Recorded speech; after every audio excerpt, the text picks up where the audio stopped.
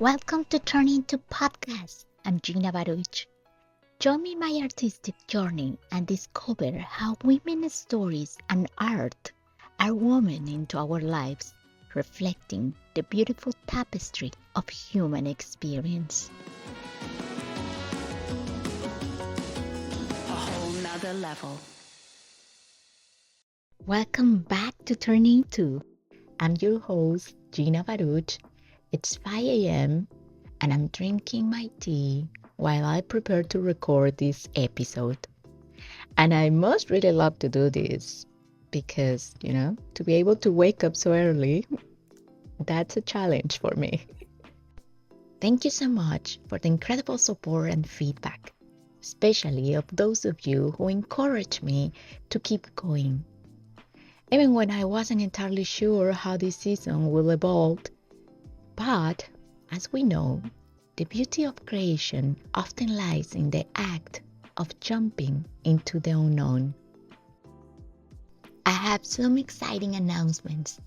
This season will continue to feature profound stories, but with the distinct charm and humor of our guests.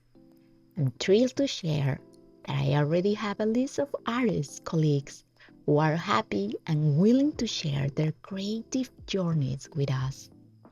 Thank you to everyone who has agreed to join. Today, we're going to dive into my own story, and I'll be interviewing myself. I'm doing this for two reasons. First, I'm still setting up the logistics with our very first guest. And second, I want to give all our oncoming guests a clear idea of the kind of questions and conversations we will be having on in Turn Into second season. So, let's begin. One of the central questions we will be asking this season is, what does art mean to you? The lenses through which we view creation are different for each of us. What is art? My teacher asked our group on the first day of class back in 2006. We all made our best guesses, only to realize that anything could be defined as art. A scribble on a napkin, a child experimenting with food with his hands on the table, or a video capture on a phone. For me, the definition is broad and beautiful. Art can be anything.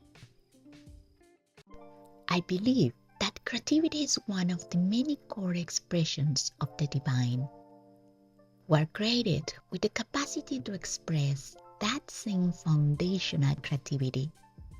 And therefore, everything we bring into being is art. It doesn't matter if it's beautiful or difficult, hanging in a museum or tucked away in a journal. It is still art. These very words I'm sharing right now can be art, and our entire life, lived with intention, can also be a profound piece of art. So then, what is the purpose of it? Why do we humans feel compelled to create? Is it to inspire, to sell, to seek some form of immortality through our legacy? Perhaps those are motivations, but they are not the driving roles. There are countless artists who have never shared their work, who have operated without financial reward for years, and who frankly don't care what the world thinks. They continue to create because they must. It is a necessity, the pure intrinsic joy of creation without needing any external purpose at all. In my last episode, I spoke about the fortunate, or perhaps pre-planned, events that push me to create art Sometimes it seems everything was perfectly designed for me, even before I was born. Absurd as it sounds, my first major inspiration came from a late-night music video show when I was barely 10. I had to wait until everyone was asleep to watch it. I remember seeing one of the most innovative and creative short stories I had ever witnessed. The video for Hey Girl, Hey Boy by the Chemical Brothers.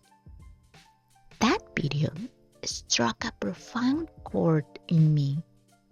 I replayed the story in my mind for days, maybe months.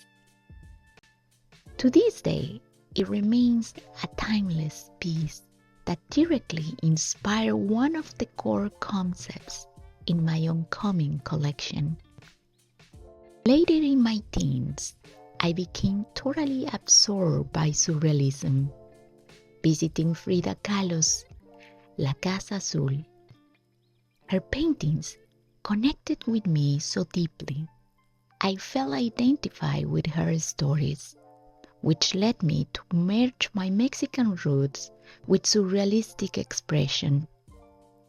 Literature has also been a huge source of inspiration.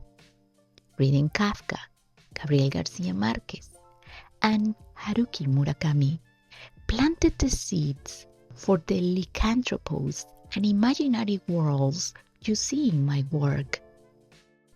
Technology and science fiction also play a strong influence in my background. Despite my lack of formal math skills, I feel an undeniable attraction to new technologies and how human behavior is impacted from it. On a deeper level, I believe that nature, spirituality, and art converge in the same sacred space. I see them as a perfect triangle inside a circle, where there is no rigid sequence. One thread leads seamlessly to the next, creating multiple beautiful links. Whether you start by walking a trail, allowing contemplation in nature, and then creating a piece of art, or whether you start painting without any preconceived idea, suddenly finding yourself in a state of being, only to realize you have painted a beautiful tree. The cycle is complete. Let's tackle another question that is often helpful and inspiring for our audience. What is the typical creative process in an artist for an idea to finished work? I believe there are no fixed rules. Each brain works differently, and what inspires one person could be a creative block for another. There is also no predicting when or how inspiration will arrive. But when it does, it is like the current of a river after a heavy rain. Nothing can stop it. The key is to take quick notes before the momentum passes. It's essential to enjoy the ride. For me, the process starts by going out into the world to experience, to understand what it feels like to be a human being. Then, I must isolate from the world to contemplate those thoughts. Usually, the magic happens when I'm walking in nature or meditating, without forcing it. A trigger, an image, a profound feeling, a conversation, a song, or a simple quote wakes up my creativity. A full vision will come to me. I visualize the colors, the texture, the sound, the strings, whatever makes the piece feel alive. While this is happening, I sketch the idea very quickly. In this stage, I'm not thinking or judging. I am simply being. I allow the entire feeling to move through me. Once it's all done in my mind, I have clarity about the piece, even though I know the final outcome will likely change during the making process, which it almost always does. That's okay. By allowing the potential for imperfection, we often arrive at a new kind of perfection.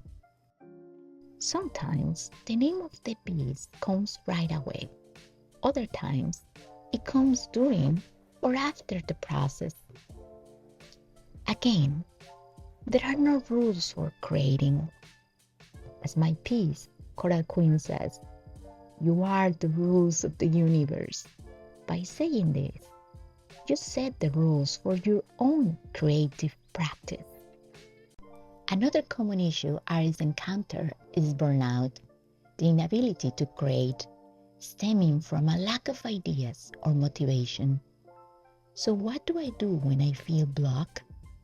I practice yoga, surf, walk on the beach, or hang out with friends. There is no better medicine than the mineral salts in the ocean, and having a good laugh. It instantly clears my mind. If someone asks me why I feel compelled to create, my only answer is that I cannot perceive my life without making art. Sometimes I ask myself why I couldn't have a simple traditional life. There is nothing wrong with that life. But my soul was starving for making art. I haven't found another way of living. Or perhaps I simply don't know how to do both at the same time. I also want to touch on the artist's mindset about their own work.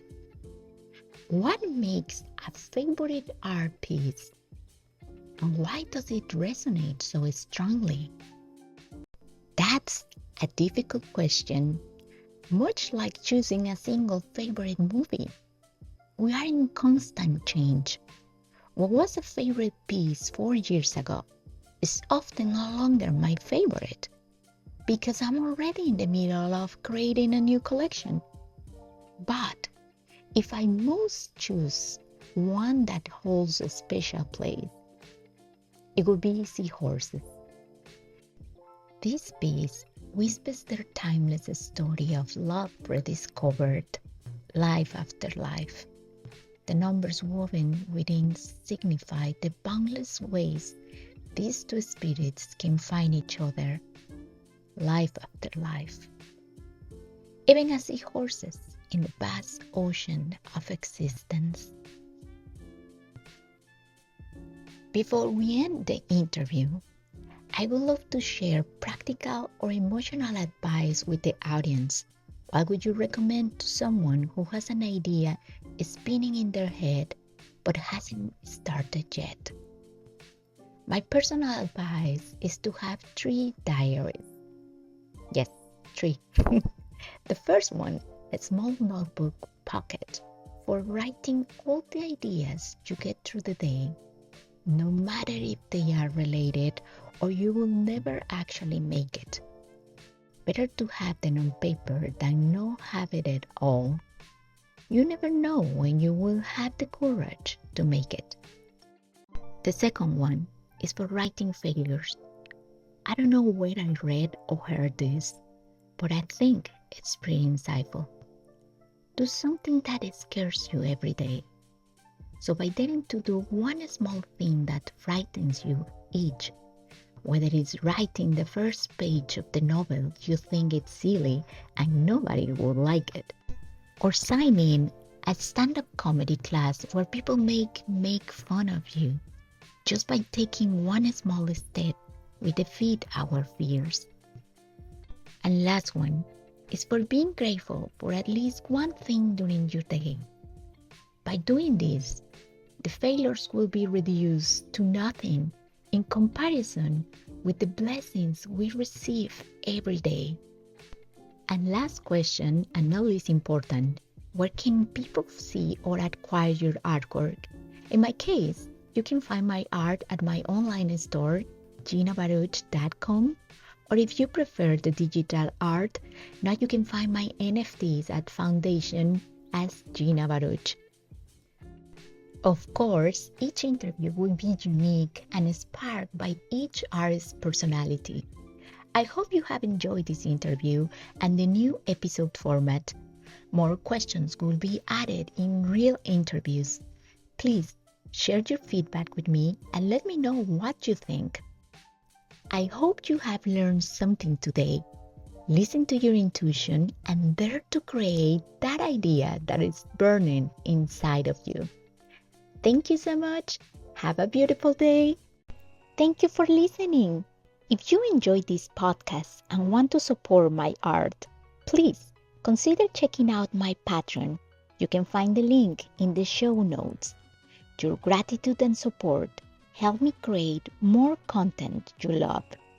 You can also follow me at Instagram at Gina Baruch Art. See you soon, and remember, you were born to shine. A whole nother level.